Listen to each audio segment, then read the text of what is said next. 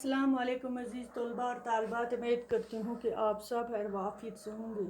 جماعت ساتویں ہمارا موضوع ہے آج کا کشمیر کے دلکش باغات۔ تو اس کا پہلا ہم نے حصہ پڑھا کشمیر کے مشہور مغل باغات کے بارے میں، جو کشمیر میں زیادہ تر باغات جو ہے مغل بادشاہوں نے لگائے، چونکہ آپ کو میں نے پہلے سبق میں سمجھایا یہاں کے مغل باغات عام طور پر پہاڑیوں کے دامن میں واقع ہیں۔ تو سب سے پرانا باغ ہے شالیمار باغ کے بارے میں نے کل پڑھایا آپ کو۔ آج انشاءاللہ ہم نشاط باغ کے بارے میں پڑھیں گے۔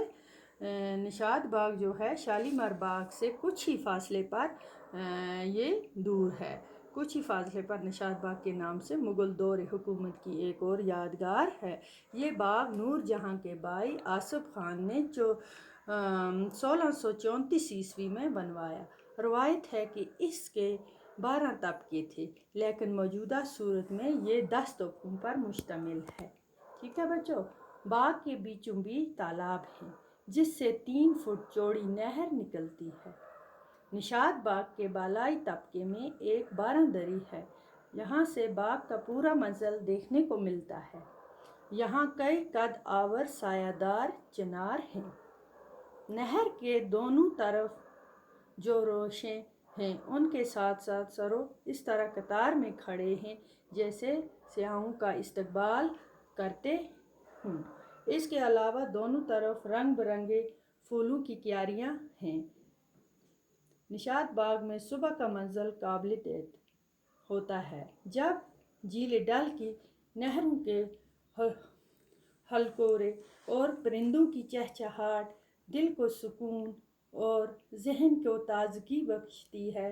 تو پرانے زمانے میں باغ میں چراگاہوں کے لیے مٹی کے دیے استعمال ہوتے تھے، لیکن اب اس کے لیے بجلی کے کھمبوں کا انتظام ہے۔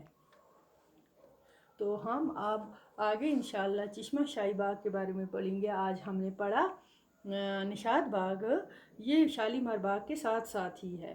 یہ 1634 میں یہ باغ آصف نور جہاں کے بھائی آصف خان نے بنایا ہے۔ ٹھیک ہے بچوں، تو اس کے بارے میں ہم نے پڑھا آج۔ تو باغ کے بیچوں بیچ ایک تالاب بھی ہے جس سے 3 فٹ چوڑی نہر نکلتی ہے۔ نشاط باغ کے بالائی طبقے میں ایک باراندری بھی ہے جہاں سے باغ کا پورا منظر دیکھنے کو ملتا ہے، اور یہاں چنار کے درخت بھی ہیں، سرو کے درخت بھی اس طرح لگائے گئے ہیں لائن سے بڑی خوبصورتی سے۔ تو انشاءاللہ یہ پڑھا، یہ جھیل ڈل کا نظارہ وہاں سے دکھتا ہے، اور جھیل ڈل کی نہروں کے ہلکورے اور پرندوں کی چہچہاہٹ دل کو سکون اور ذہن کو تازگی بخشتی ہے۔ پرانے زمانے میں یہ باغ میں چراغوں کے لیے مٹی کے دیے استعمال ہوتے تھے، لیکن آج تو پاور لگایا ہے، بجلیوں کے کھمبے، لائٹیں ہیں وہاں رنگ برنگی۔ تو مجھے امید ہے کہ آپ کو یہ اچھی طرح سے ذہن نشین ہوگا۔ تو شالیمار باغ کے بارے میں ہم نے پڑھا، نشاط باغ کے بارے میں بھی ہم نے جانا۔ انشاءاللہ اگلا سبق میں پڑھیں گے چشمہ شاہی کے بارے میں۔ تب تک کے لیے خدا حافظ۔